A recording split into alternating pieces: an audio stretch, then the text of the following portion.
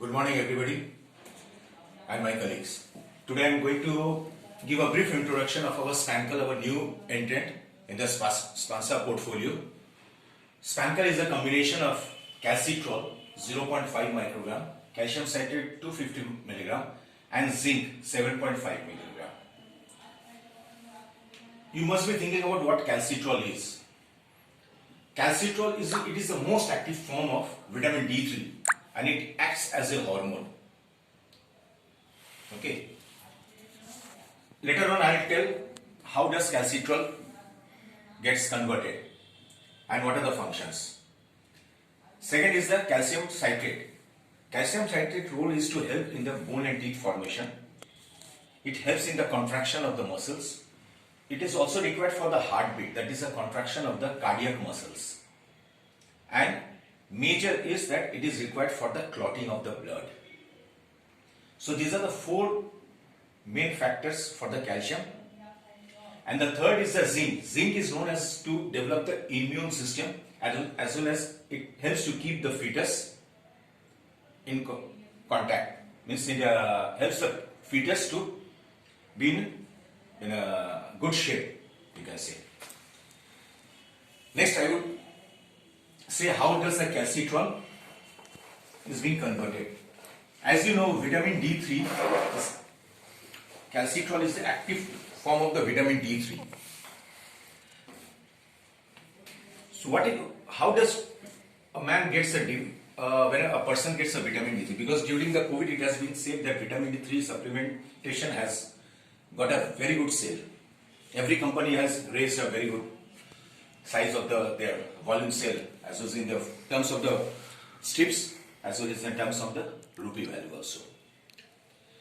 See, synthesis of calcitrol. I am just saying it a very brief and very simple so that everybody can understand it. In our body, there is a 7-dehydroxy cholesterol. Everybody knows what is cholesterol. It is basically a fat. See, in our body, we do have a 7-dehydroxy cholesterol. It is the synthesis of the calcitrol. 7-dehydroxy cholesterol gets converted into cholecalciferol. Cholecalciferol. What is the actual name of cholecalciferol? It is nothing but vitamin D3. So 7-dehydroxy cholesterol gets converted into cholecalciferol, but how? In the presence of sunlight. As you know that for vitamin D3, sunlight is the major source. Cholecalciferol, everybody knows the liver is the largest gland or organ of the body. In the liver, it gets absorbed, this vitamin D3 gets absorbed in the liver and gets converted into 25 hydroxyl cholecalciferol.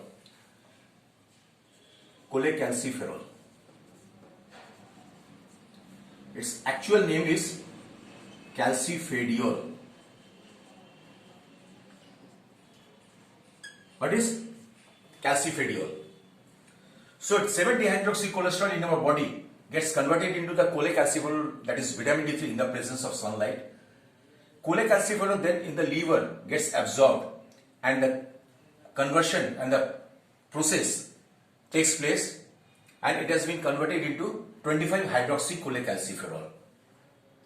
Now the major absorption of the calcifediol takes place in the kidney.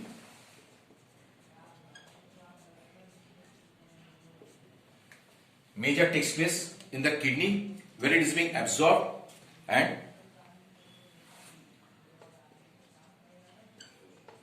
then the conversion takes place dihydroxy cholecalciferol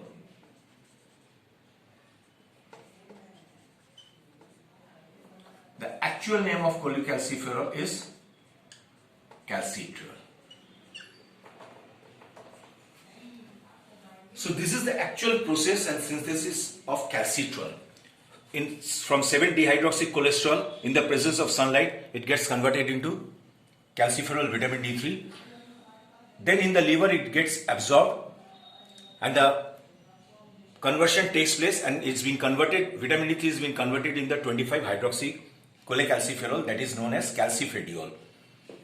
Then in the presence of in the kidney, the further calcifediol gets absorbed and is being converted into 1,25-dihydroxycholecalciferol. The actual name comes to the calcitrol.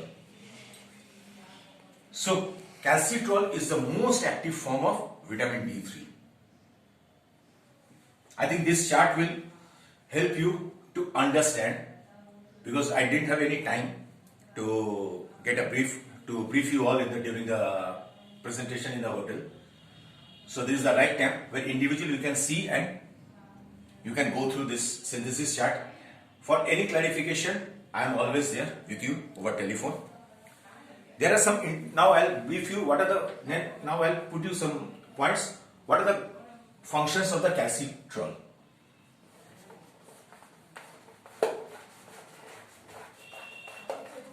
The functions of the calcitrol are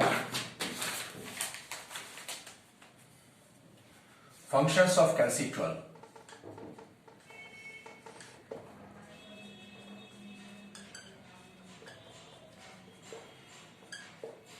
Number one, it increases the absorption of calcium. It increases the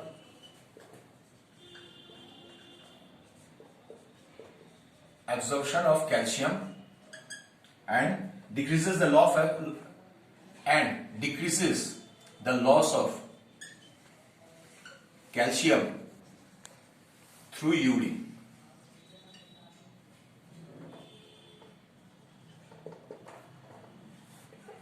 Second, it supports the bone formation. It supports the bone formation.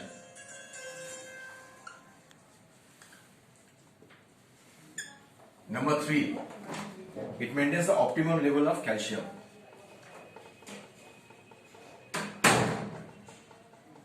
It maintains the optimum level of calcium in the blood.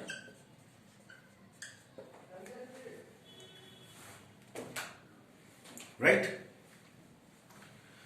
Second, there are 2 indications. 4 indications are there in the visual aid, like renal osteodystrophy, osteopenia, bone and muscle fractures.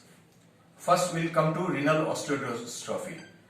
This is the indication which needs to be promoted to the nephrologist, all doctors dealing with the kidney patients. Osteodystrophy. Renal word itself stands for kidney. Renal osteodystrophy is a bone disease that occurs when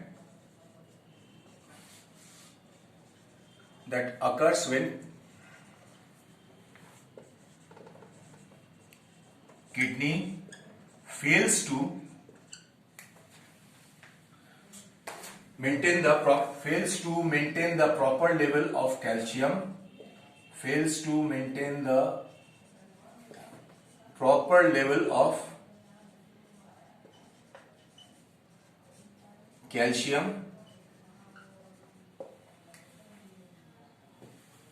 and phosphorus in your blood. Calcium and phosphorus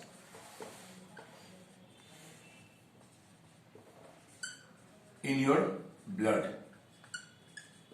So what is renal osteodystrophy? Bone disease that occurs when kidney fails to maintain the proper level of calcium and phosphorus in your blood. Need not go to very deep. You need to know the basic only. And the second indication is osteopenia, which I think both the indications you are hearing for the first time. Osteopenia is a loss of calcium. Osteopenia is nothing but loss of calcium. Osteo means bone, penia, loss of calcium, which is mainly occurs in the female. So loss of calcium is, so these are the two major indications for SpanCal, renal osteodystrophy and osteopenia. So this product needs to be promoted to the ortho, gynae,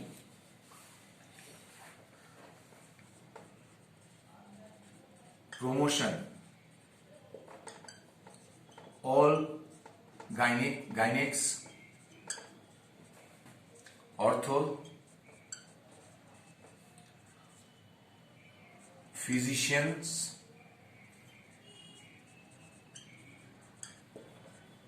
cardiologist,